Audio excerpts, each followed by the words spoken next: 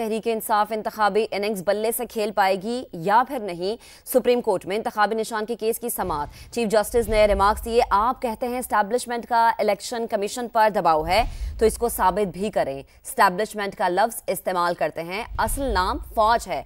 आज फौज की मुबैना मुदाखलत नजर नहीं आ रही। पीटीआई अपनी हुकूमत वाली एस्टैब्लिशमेंट का जिक्र नहीं करती। मजीद बात करेंगे अपने नुमाइंदे सुहेल रशीद ने हमें ज्वाइन किया। सुहेल, ब्रेक से पहले जो समाअत का अहवाल था वो तफसीलन बताइएगा।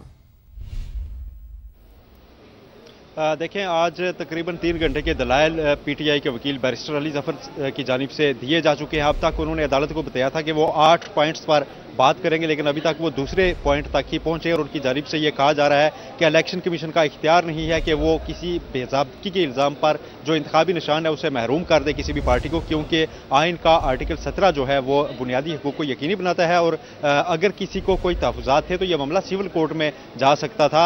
इलेक्शन कमीशन इस मामले के ऊपर कार्रवाई नहीं कर सकता था। ये बुनियादी दायरा इख्तियार का इल्ज़ाम था। ताहम आज अदालती सवालात के जवाब में बैरिस्टर अली जफर जो पीटीआई के वकील हैं, हक़ाइक़ की हद तक जो बदनीति के इल्जामात इलेक्शन कमीशन पर लगाए जा रहे थे उनको वापस ले लिया है और उनकी जानिब से कहा गया है कि वो इन इल्जामात के ऊपर बात नहीं करना चाहते। चीफ जस्टिस की जानिब से सवालात उठाए गए पूरे इंतखाब के तरीकाकार पर कि आप चाहते हैं कि आपके घर के अंदर जमहूरियत ना हो, लेकिन बाहर आपको जमहूरियत चाहिए।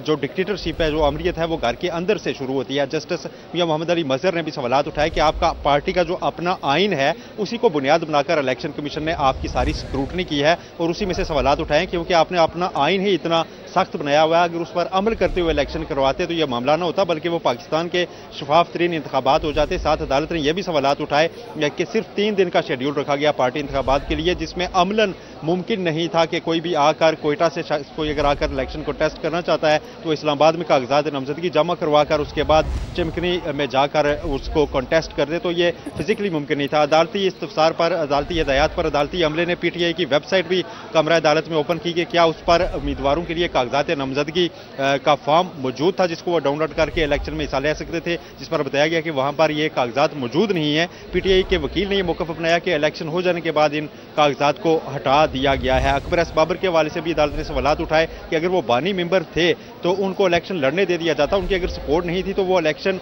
हार जाते। चीफ जस्टिस ने यह भी रिमार्क दिए कि सब अगर लोग बिला मुकाबला मुंतखब होने लगे तो ऐसे इंतखाबात तस्लीम नहीं किया जा सकता, क्योंकि वो 2 फरीकैन के दरमियान होते हैं। अगर 8 फरवरी को पूरे 326 सरकार पार्लियामेंट के उन सब का आकर कोई कह दे कि सब बिला मुकाबला मुंतखब हो गए हैं तो मैं उसको इलेक्शन नहीं मानूंगा, अगरचे कानून उसकी इजाजत भी देता हो, लेकिन वो इलेक्शन नहीं होंगे। ऐसे रिमार्क्स भी अदालत की जानिब से सामने आए।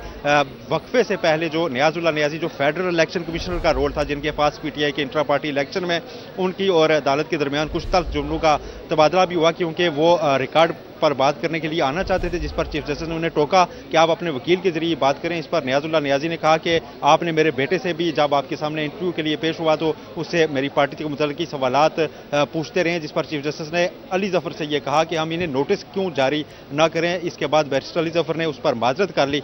दस्तावेजात का सवाल अदालत की जानिब से बार बार उठाया जा रहा है कि कोई एक डॉक्यूमेंट दिखा दें कि आपके इलेक्शन बाकायदा हुए हैं, एग्जीक्यूट हुए हैं। अब वक्फे के बाद पीटीआई के वकला ने यह कहा कि वो डॉक्यूमेंट पेश करेंगे कि पूरे मुल्क से 5 पैनल जो है वो मैदान में आए थे और उनके मुकाबले में कोई भी पैनल नहीं सामने आया था। ये दस्तावेजात अब पीटीआई के वकला की जानिब से पेश की जानी है, जबकि अभी भी 5 से 6 नुकात रहते हैं जिन पर बैरिस्टर अली जफर ने बात मुकम्मल करनी है। चीफ जस्टिस ने सुहेल, आप तफसीलन अपडेट कर रहे थे, आपका बेहद शुक्रिया।